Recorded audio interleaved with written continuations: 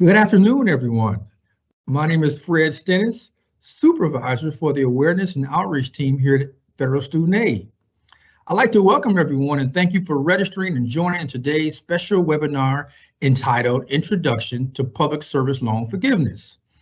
Before we get started, please take a note of the following disclaimer. Information presented today is on background and not for direct or attribution. For comment about the information presented today, please contact press@ed.gov. Now, a few housekeeping notes.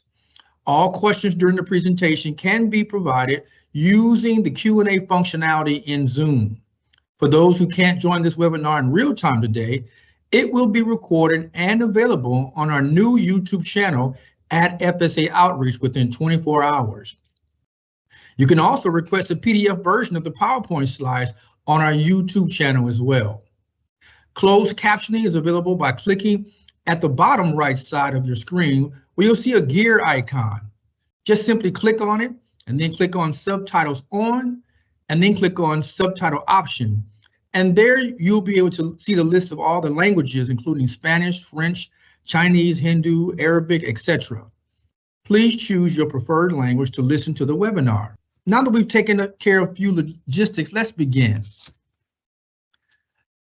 Today's presenter will be none other than Mr. Austin Hall, product owner for Public Service Loan Forgiveness, representing Federal Student Aid Product Management Group.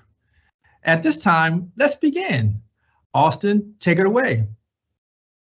Thank you so much, Fred, and welcome to everyone. Thank you so much for joining and taking this opportunity to learn about public service loan forgiveness as a program. Throughout this presentation, I'm going to give you an introduction. I'm going to walk you through how to go through the form itself. And I'm also going to walk you through some of the updates we've made to how you can track your progress on my activity on studentaid.gov. So whether you're watching in real time or whether you're attending with Future Austin on YouTube or our various videos, I certainly encourage you to pull up the form on studentaid.gov and fill this along with us. I will give you step-by-step the PSLF journey. So the first step of the PSLF process is going to be the landing page for PSLF. So you're going to see a lot of resources available on that landing page. We give you some resources about who should complete this, some information on how long it will take, and as critical as it is, what do you need to complete the form? So we encourage you to interact with your W-2 up front, so you make sure you have your accurate EIN information to make sure you have an efficient PSLF processing progress. So again, you can search for your qualifying employers up front to see whether or not the employer that you work for currently qualifies for PSLF. We don't want you to have to fill out the form only to find out that your employer is not actually somebody that qualifies. So again, we invite you to interact with this standalone employer search up front if you would like. So we're going to go ahead and just click this start button, and we'll be able to go to the first step of the PSLF process. So it all starts with employers. So employment history is crucial to the PSLF process.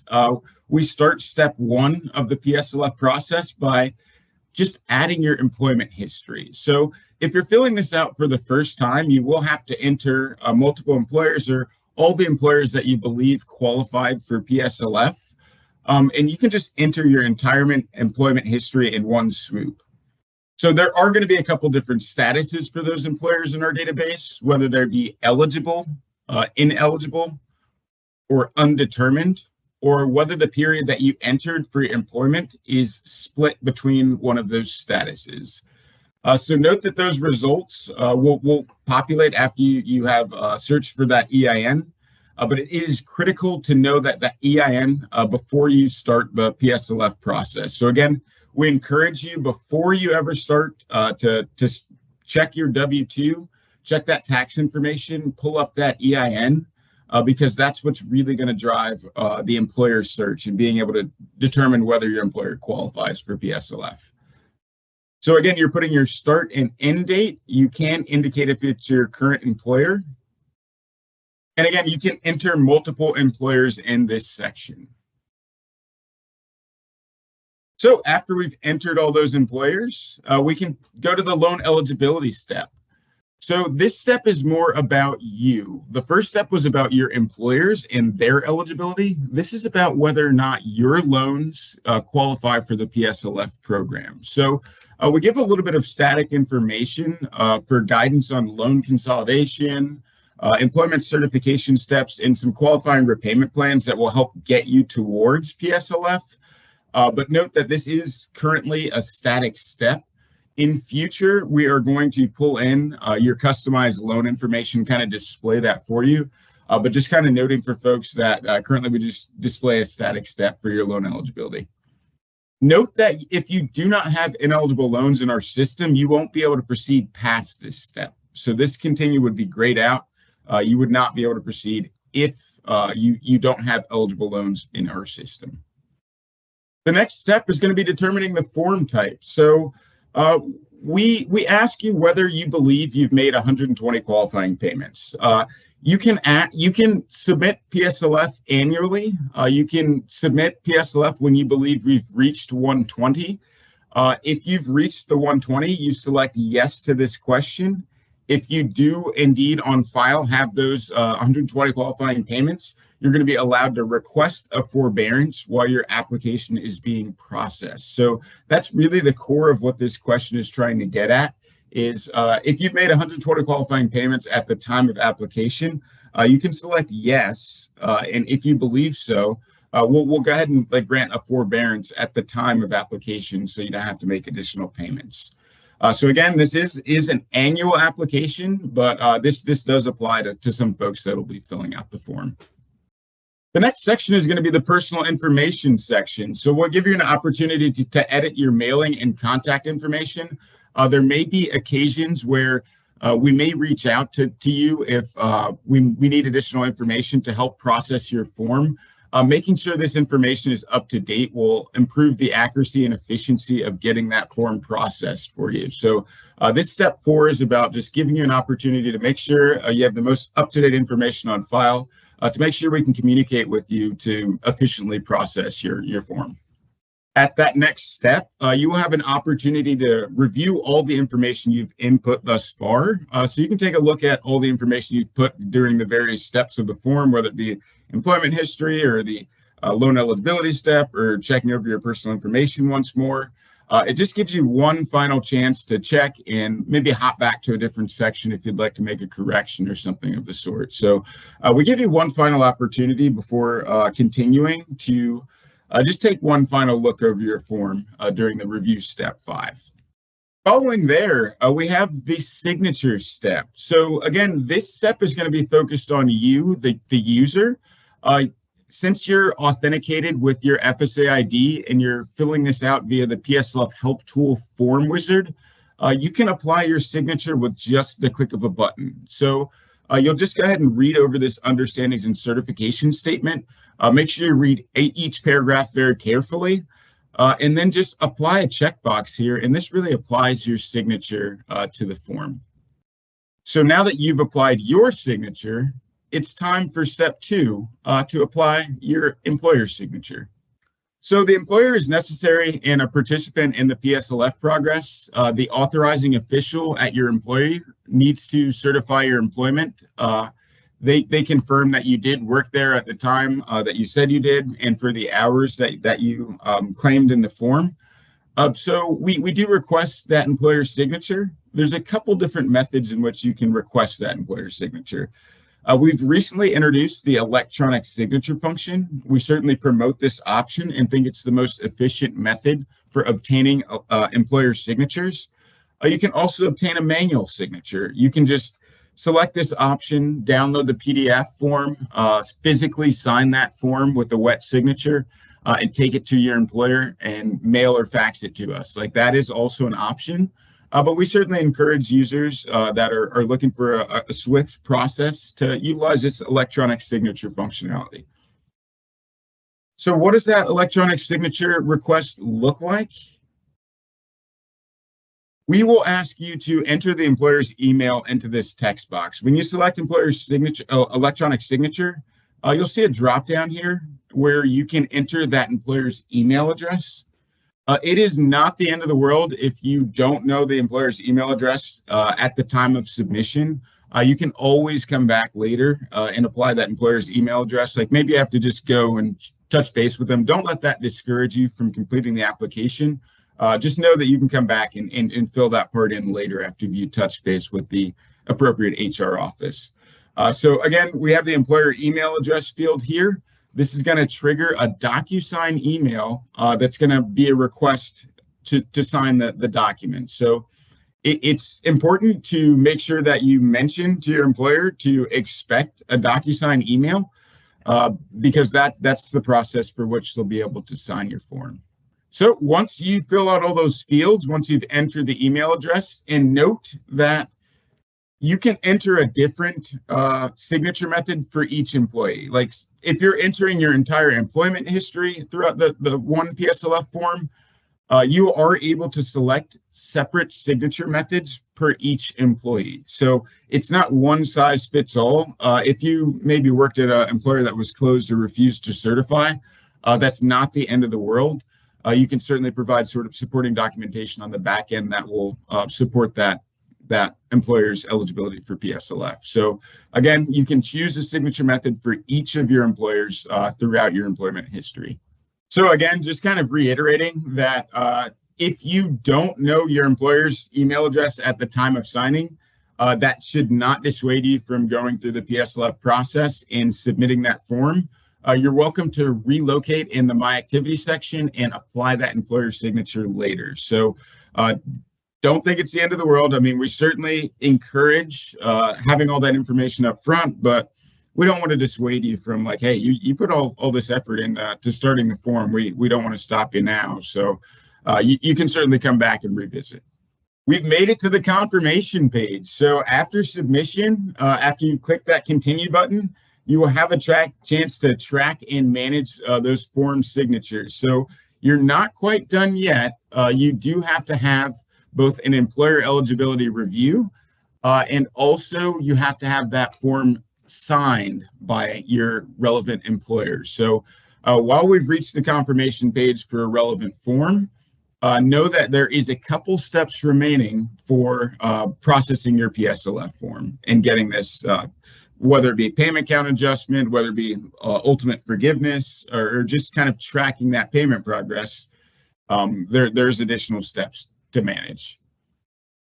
So the other things that we're going to provide on that confirmation page are, again, the employer's signature summary, and we'll give you some recommended actions for what you can do to best pursue PSLF, whether that be consolidating your loans, taking steps to get out of default. We'll provide you a couple like customized actions for steps that you can take to better pursue your chances of obtaining public service loan forgiveness. So we've reached the confirmation page. What do you do to track and manage your forms? The mechanism with which we've used for tracking PSLF forms is the studentaid.gov My Activity section. So you can track your PSLF form status in My Activity. That's going to be, again, this is going to be the dashboard there. The My Activity section is typically going to be below the My Aid summary card. You can view all that activity and you'll see these individual forms. If you submitted multiple forms across multiple programs, you may see those show up here as well. You'll see the top 5 based on recency of action. So again, you'll see that from the dashboard and you're able to access these individual forms from there. So you can select the hyperlink on the form or click view all activity to access any of those forms and kind of track your form submission. So what's available in My Activity? We have quite a bit of information to help you track your form and kind of increase the transparency we give you with which you track your form progress. We don't want this to be a process where you just kind of ship something off in the mail and don't really know what's going on. So we've introduced steps to make sure we are very transparent as a department with the steps with which your application is following. So we'll give you the current form status here, whether that be action required or completed, closed, in review. We just want to give you information into the high-level form status there. We also give you the form information. So this is going to be pulled in from your individual application. Again, these are at the employer level. So we're going to be able to provide you the details that you entered for each of those individual employers there. We also provide the status tracker. So when was your form created, the employer eligibility review, and the submission of that signed form. So we kind of track along the way your status for your application. We allow you the opportunity to either download that unsigned form if it's in an action required state, or you can also switch your signature method and have an employer sign electronically. So again, just for efficiency, to make sure that you get the most accurate results as quickly as possible, we certainly encourage you to have employers sign electronically and offer that functionality everywhere we can. It is not the end-all be-all. You certainly can submit manually if your employer neglects to opt for electronic signatures, or for whatever reason you'd prefer not to use that option. There's certainly direct upload, mail, and fax options as well. So again, for e-sign, something that we can track is the employer's signature status. So this is going to be for if you had selected an electronic signature method as opposed to a manual signature. You'll be able to download that signed and completed form. But while you kind of wait for that signature, you'll see the employer's email here. You'll see a status of when certain actions happened with that employer. You'll see the time remaining that they have to sign. There is going to be a 60-day limit for these employer signature requests. They will receive reminder emails at 30 days and 15 days as well. But note that there is a 60-day expiration limit before the electronic signature request converts to manual. So your application won't be closed. It's not lost forever, but it is converted to manual, and you will from there have to download and print and apply physical signatures to that form. So again, you will be able to see the request, the status of those electronic employer signatures via My Activity here. For completed, once all of those steps are finished and we've completed the employer eligibility review, all signatures have been applied, you will see your form in a completed status. That form will be available for download for you with all the signatures applied there, just for your own records. We'll from that point give you next steps on what to expect. So whether it be qualifying payment counts being adjusted, or whether you should be submitting an application next year, we use this status tracker completed state to kind of show you the next steps for what happens there. I do want to note that one of the statuses throughout the PSLF form review process may come to an employer eligibility review. So if you come to an ineligible employer, and if your employer is deemed ineligible, the form will be closed at that state. And so your process will kind of stop at step 2. So I do want to kind of note that the employer eligibility review does need to come first before even a signature request is generated. We just kind of review that employer first to make sure we're not wasting either your or their time. So just kind of note that we review these qualifying employer requirements up front, and a signature request will not be generated. Your form will be in a closed status if it's determined that employer is ineligible.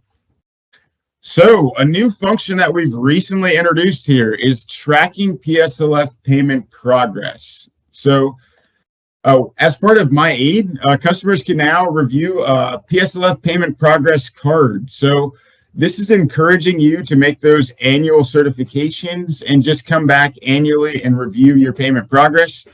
You get to see kind of the light at the end of the tunnel there. You can see that out of 120. You know how close you are. You know where you stand. You have an estimated forgiveness date. So this is very encouraging. It helps you kind of stay on that path to 120, continue making those timely payments, and continue to reap the benefits of the PSLF program. So we're introducing a PSLF payment progress card to put that information at the tip of your fingertips. So you access that from, again, the My Aid page. So you'll scroll down to that PSLF payment card. You can view additional details, and we'll have a wealth of information for you on tracking your payment progress. So we can give you some loan details. So we do want to note that currently we are working on updating some payment counts. So we're working on ensuring the accuracy of these payment counts. As we speak, we're continuing to make steps towards improving our qualifying payment counts and the validity and accuracy that you see displayed on studentaid.gov. But you'll be able to see those qualifying payment counts. You can see the counts that require employer certification, and again, the estimated forgiveness date, that finish line that we're all looking for. Just being able to track your progress towards that is definitely very beneficial. You can see information about the repayment details, the total balance on here as well. And again, just hiding that payment summary, you can see all of the qualifying payment counts across your various loans. We've also made the payment history available, so you can access some of your previous payment information. You can filter those based on the loan type. You can filter based on the actual payment period or the payment status. So you can just view additional details on some of the payments that you've previously made. We're empowering you as borrowers to more adequately track the payments that you've made and just kind of have that faith and peace of mind of knowing that we have them on file and reflected for you. And you can see that here at studentaid.gov. The other item that we've introduced is employment certification. So you can review your employment certification details based on the certification period. You can, again, refer to your former EINs here and just get your employer status and their hours per week and just kind of get an idea of your employer certification status here. So all of this is just to try to equip you as borrowers with more information. We want to be as transparent as possible with the payment counts that we've made. We continue to take steps to make sure that the information that we're reflecting on studentaid.gov is as accurate as possible. And we look forward to continuing to make those steps and improvements.